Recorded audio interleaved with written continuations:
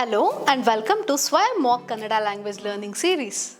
I am Varsha T. Nayak and it's a pleasure to guide you on this journey of learning Kannada. In the previous session, we learned the basic greeting in Kannada, which is Namaskara. We also dwelled into some fundamental pronouns that form the basis of everyday conversations in Kannada. Now let's quickly recap those. Nanu means I, which is first person or the speaker. Neenu, you, singular and informal. Neevu, which is also singular but honorific. Neevu, you, plural. Avanu, he, singular, non-honorific. Avalu, she, singular, non-honorific. Avaru, he or she, singular, honorific. Avaru, they, plural. Yaru, who.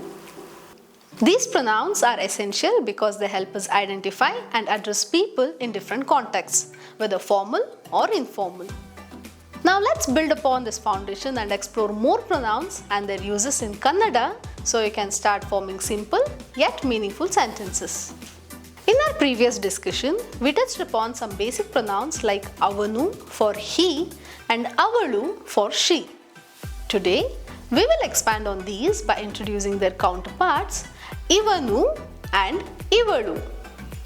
These additional forms may seem similar at first glance, but they serve an important function in Kannada, indicating proximity. Understanding the proximity in pronouns. In Kannada, pronouns like Avanu and Avalu not only refer to a person, but also imply remoteness. That is, the person is farther away from the speaker or the listener. On the other hand, Ivanu and Ivalu indicate proximity, showing that the person being referred to is closer to the speaker or the listener. Let me break it down. Avanu versus Ivanu. Avanu refers to he when the person is at a distance. For instance, if you are pointing to a man standing far away, you would say Avanu. It's the way of saying that man over there. On the other hand, Ivanu refers to he when the person is near the speaker or in the close proximity. If the man is standing next to you or nearby, you would say Ivanu, meaning this man here.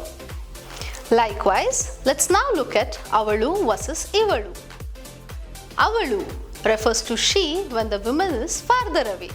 For example, pointing to a woman across the room, you might say Avalu to mean that woman over there. Ivalu refers to she when the woman is nearby. If the woman is sitting next to you or standing close, you would say Ivalu, meaning this woman here. Let me explain the concept of proximity in Kannada grammar. Proximity and remoteness are common features in many Dravidian languages, including Kannada. This feature helps speaker provide additional information about the location of the person they are referring to, making communication more precise. For example, if someone asks, "Who is the Kannada student?" and the student is near you, you would reply, "Ivanu Kannada Vidyarthi." Ivanu Kannada Vidyarthi. This man is the Kannada student. If the student is standing at a distance, you would say, Avanu Kannada Vidyarthi. Avanu Kannada Vidyarthi. That man is the Kannada student. In English, we do not have a similar distinction for proximity in pronouns. We simply use he or she regardless of where this person is. Kannada's Ivanu or Ivalu and Avanu or Avalu provide a subtle but meaningful layer to the conversations by indicating location. This distinction also applies to objects and places, as we'll see in the later lessons. Let's see how these pronouns are used in everyday conversations in Kannada. Avanu Ramesh. Avanu Ramesh translates to he is Ramesh or that man is Ramesh. Ivanu Suresh. Ivanu Suresh translates to he is Suresh or this man is Suresh. Avalu Ramya. Avalu Ramya translates to she is Ramya or that girl is Ramya. Ivalu Radhika. Ivalu Radhika, which means she is Radhika or this girl is Radhika. Moving on, just like we have Avanu and Ivanu for he and Avalu and Ivalu for she, Kannada also provides a similar distinction with Avaru and Ivaru. These pronouns serve to indicate they or a respectful form of he or she, with the added nuance of proximity or remoteness. Let's understand this better. Avaru indicates remoteness. The person or group being referred to is farther away from the speaker and listener. As you already know, it is also used as a respectful or honorific pronoun for both singular and plural. For instance, if you are talking about an elder or someone you respect who is far away, you use Avaru. Then we have Ivaru. Ivaru, which indicates proximity. The person or group being referred to is near the speaker or listener. It is also used as an honorific pronoun for someone close by, either singular or plural. For instance, if the respected individual is nearby, you would use Ivaru. In Kannada, Avaru and Ivaru are used as polite alternatives to refer to someone with respect regardless of gender. Avaru for someone far away and Ivaru for someone close by. For example, Avaru Kannada Adhyapaka. Avaru Kannada Adhyapaka. Honorific, singular and remote. He is Kannada teacher. Ivaru Tamil Adhyapaka. Ivaru Tamil Adhyapaka. Honorific, singular and proximate. He is a Tamil teacher. We also have the plural usage. When referring to a group, Avaru and Ivaru can mean they. Avaru for a group that is farther away and Ivaru for a group that is close. For example, Avaru Kannada Vidyarthigalu. Avaru Kannada Vidyarthigalu. Plural and remote. Those are Kannada students. Ivaru Tamil Vidyarthigalu. Ivaru Tamil Vidyarthigalu. Plural and proximate. These are Tamil students. Unlike English, where proximity isn't typically indicated with pronouns, Kannada's Avaru or Ivaru adds an extra layer of detail to the conversation. This feature helps clarify where the person or group is located in relation to the speaker and listener. If you are discussing a group of students, for example, for students in classroom, Ivaru Vidyarthigalu. These are students. For students in playground, Avaru Vidyarthigalu. Avaru Vidyarthigalu. Those are students. The distinction between Avaru and Ivaru emphasizes not just respect but also the concept of proximity and remoteness, enriching Kannada's expressiveness. This subtle yet meaningful difference ensures clarity and respect in communication, reflecting the cultural depth of the language. Moving forward, let us now delve into how Kannada expresses the concept of it in English. In Kannada, we use two terms, adu, adu and idu, idu to represent it.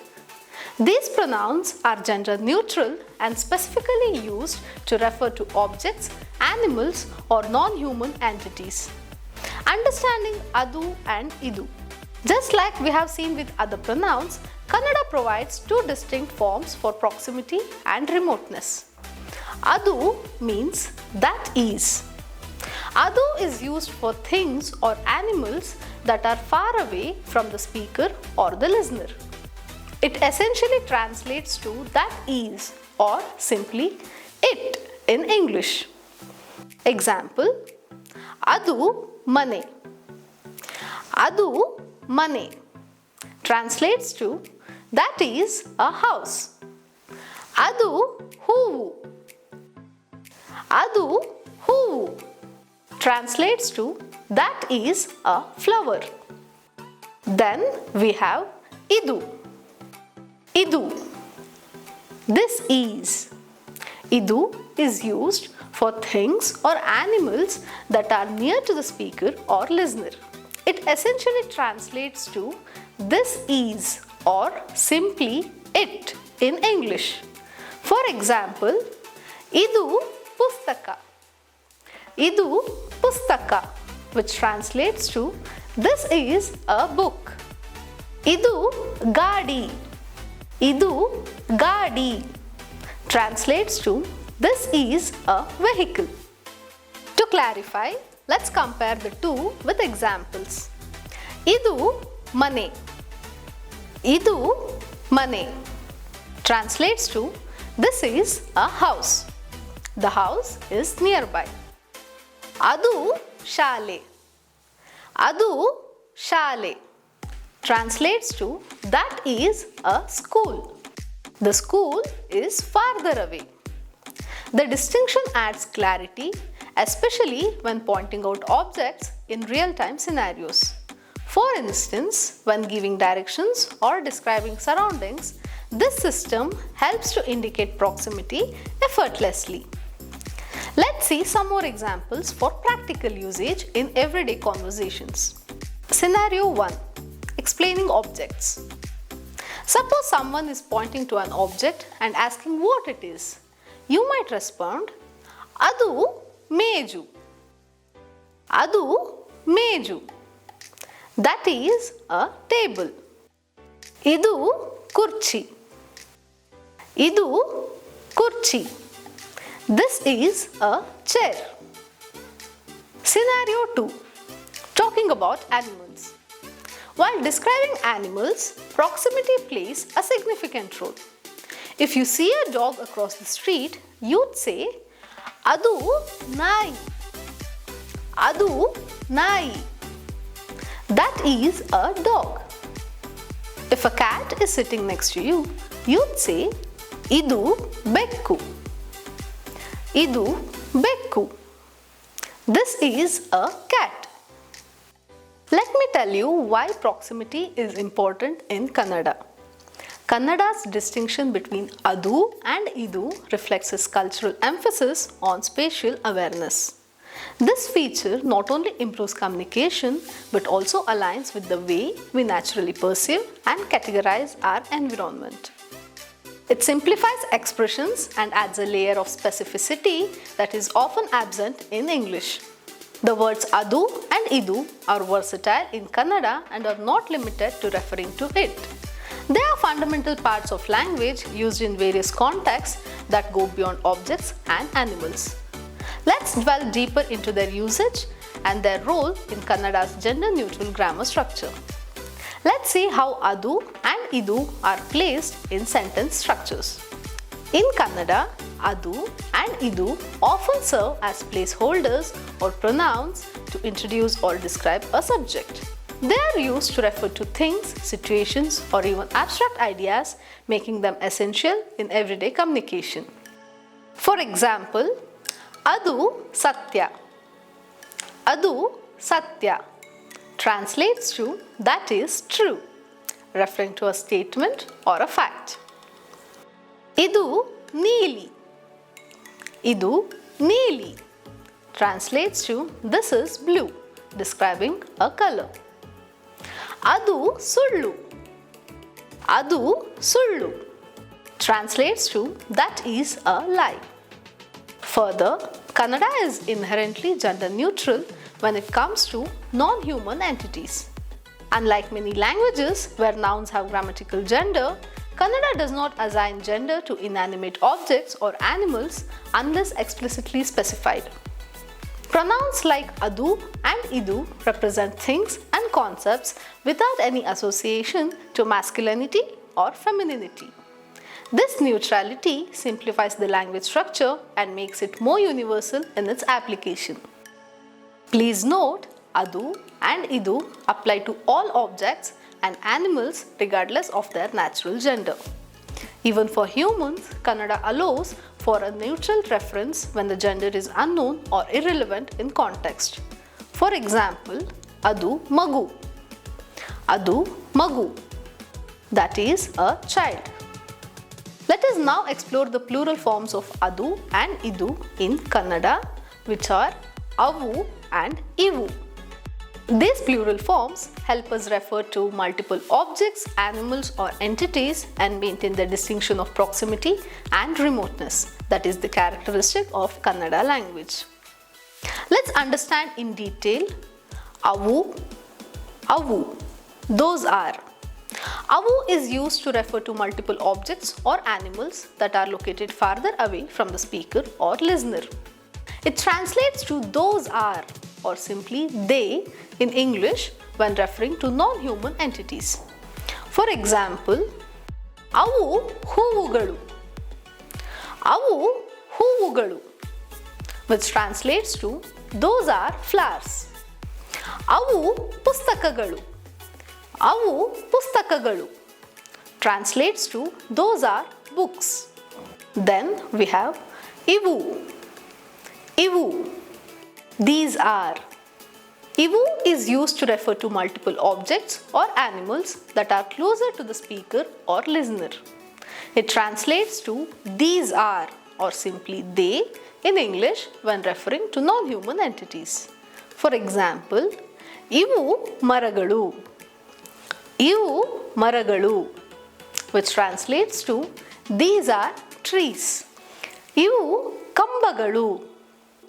Ivu kambagalu translates to these are pillars. Kannada uses separate words for singular and plural pronouns when referring to objects, unlike English, where it serves for both. This clarity makes the language highly structured and contextually rich. Let's look at this chart. Here, idu is the singular form and ivu is the plural form, which is referring to the near object, whereas adu is the singular and avu is the plural, which refers to the far objects. Let's look at a simple classroom conversation. Idu enu? What is this? Idu pustaka. This is a book. Adu enu? What is that? Adu chila. That is a bag. Ivu enu? What are these? Ivu pennugalu. These are pens. Avu enu? What are those? Avu hoogalu. Those are flowers. Coming back to the class, the use of distinct plural forms in Kannada highlights the language's precision and richness.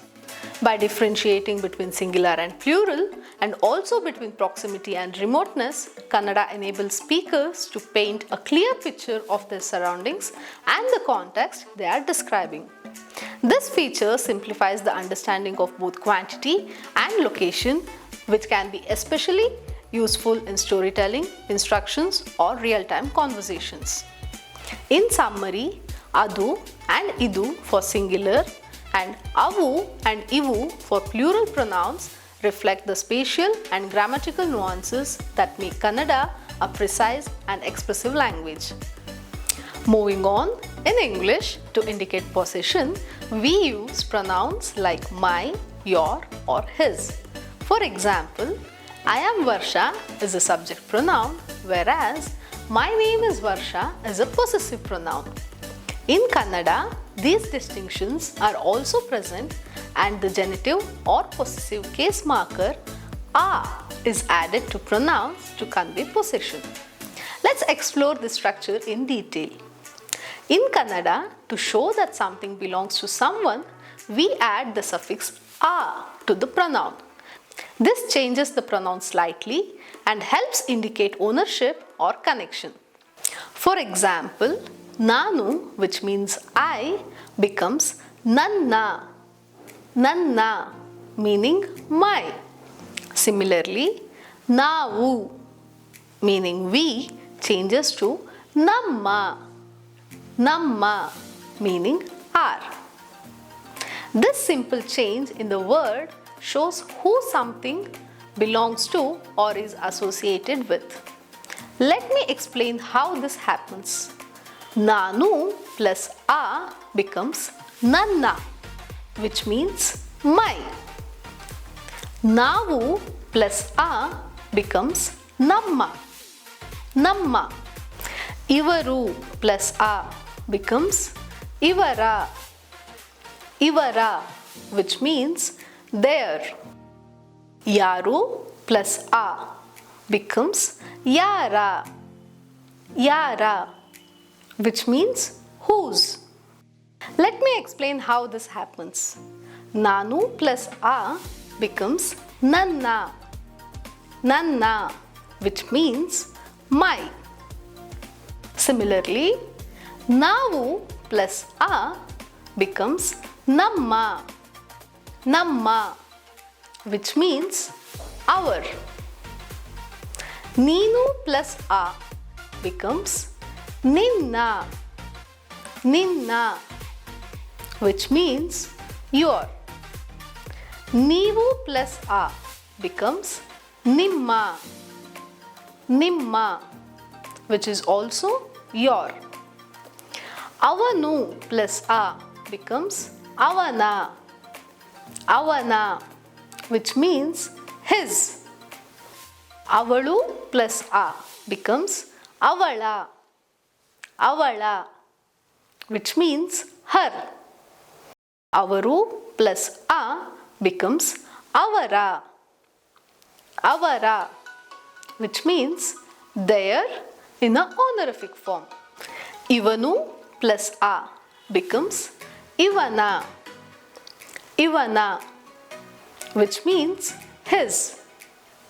Ivalu plus a becomes Ivala. Ivala, which means her. Ivaru plus a becomes Ivara. Ivara, which means there. Yaru plus a becomes Yara. Yara, which means who or whose. Let me explain with examples. For singular pronouns, we can say Nanu Varsha, which means I am Varsha, which is a subject pronoun, becomes Nanna Hesaru Varsha. Nanna Hesaru Varsha, which means my name is Varsha, and here this is the possessive pronoun. Similarly, Neenu Gagan. Similarly, Neenu Gagan becomes Ninna Hesaru Gagan. Ninna Hesaru Gagan. Neevu Arjuna becomes Nimma Hesaru Arjuna. Nimma Hesaru Arjuna. Avanu Manjunath becomes Avana Hesaru Manjunath. Avalu Lata becomes Avala Hesaru Lata. Avaru Ahmad becomes Avara Hesaru Ahmad. Ivanu Sridhar becomes Ivana Hesaru Sridhar. Ivalu Bhumi becomes Ivala Hesaru Bhumi. Likewise, we have Navu Kannadigaru. Navu Kannadigaru. We are Kannadigas. This can be said as Namma Bhashe Kannada. Namma Bhashe Kannada. Our language is Kannada. Nimma Bhashe Tamil. Nimma Bhashe Tamil. Your language is Tamil. To ask question, we can say Idu yara pustaka. Idu yara pustaka. Whose book is this? Or ಇದು ಯಾರ ಮನೆ? ಇದು ಯಾರ ಮನೆ? Whose house is this? To answer that, we can say ಇದು ಅರ್ಜುನನ ಮನೆ. ಇದು ಅರ್ಜುನನ ಮನೆ. This is Arjuna's house. Please note that Kannada distinguishes between proximity and remoteness in possessive pronouns. Ivana means his, near. Avana means his, far. In Kannada, adding the suffix a to words helps show ownership or connection clearly. This small change, along with Kannada's wide range of pronouns, makes communication more precise and expressive. Practicing these forms in everyday conversations can help learners understand and use Kannada naturally and confidently. Now, let's look at a sample conversation to understand this better. ನಮಸ್ಕಾರ madam. ನಮಸ್ಕಾರ. ನೀವು ಯಾರು? ನಾನು ಮಲಯಾಳಂ ವಿದ್ಯಾರ್ಥಿ. ನಿನ್ನ ಹೆಸರು ಏನು? ನನ್ನ ಹೆಸರು ಜಾನ್. ಇವರು ಎಲ್ಲ ಯಾರು? ಅವರು ಕನ್ನಡ ವಿದ್ಯಾರ್ಥಿ. ಅವರ ಹೆಸರು ಸುಂದರ್. ಇವರು ತಮಿಳು ವಿದ್ಯಾರ್ಥಿ. ಇವರ ಹೆಸರು ರಾಜು. ಯಾರ ಹೆಸರು ಸುಂದರ್? ಯಾರ ಹೆಸರು ರಾಜು? ಇವನ ಹೆಸರು ರಾಜು. ಅವನ ಹೆಸರು ಸುಂದರ್. ನಿಮ್ಮ ಹೆಸರು ಏನು? ನನ್ನ ಹೆಸರು ವಿಜಯಲಕ್ಷ್ಮಿ. ನಾನು ಕನ್ನಡ ಅಧ್ಯಾಪಕಿ. ಇವರು ಯಾರು ಮೇಡಮ್? ಇವರು ಕನ್ನಡ ಅಧ್ಯಾಪಕ. ಇವರ ಹೆಸರು Srinivas. Now, let's do a quick recap of everything we learned today. Words for he and she. Avanu means he, used for someone far away.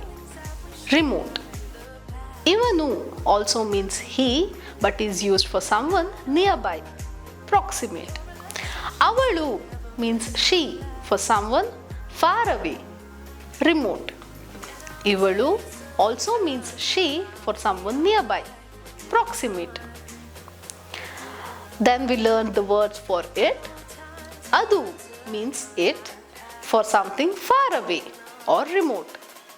Idu means it, for something nearby or proximate. Then we learned words for they, plural forms of it. Avu means they, referring to multiple objects or animals far away or remote. Ivu means they, referring to multiple objects or animals nearby or proximate. Then we learned words for ownership. That is, adding a to pronouns show ownership. For example, Nanu becomes Nanna to mean mine. Navu becomes Namma to mean our. Avanu becomes Avana to mean his. Avalu becomes Avala to mean her. Avaru becomes Avara to mean their. Then we learned how to use these words in sentences. Nanu Varsha means I am Varsha. Nanna hesaru Varsha means my name is Varsha. Idu namma mane. Idu namma mane. This is our house. ಅದು ನಿನ್ನ ಪುಸ್ತಕ. ಅದು ನಿನ್ನ ಪುಸ್ತಕ. That is your book. ಅವು ಅವನ ಹಣ್ಣುಗಳು. ಅವು ಅವನ ಹಣ್ಣುಗಳು. That means those are his fruits. ಇವು ಇವಳ ಹೂಗಳು. ಇವು ಇವಳ ಹೂಗಳು. Which means these are her flowers. Then we learnt about proximity and remoteness in Kannada. Kannada uses different words based on how close or far something or someone is. Idu and ivu are for things nearby. Adu and avu are for things farther away. Similarly, ivanu and ivalu are for people nearby, while avanu and avalu are for people farther away. By practicing these forms, you can easily describe people, objects, and their relationships with clarity in Kannada.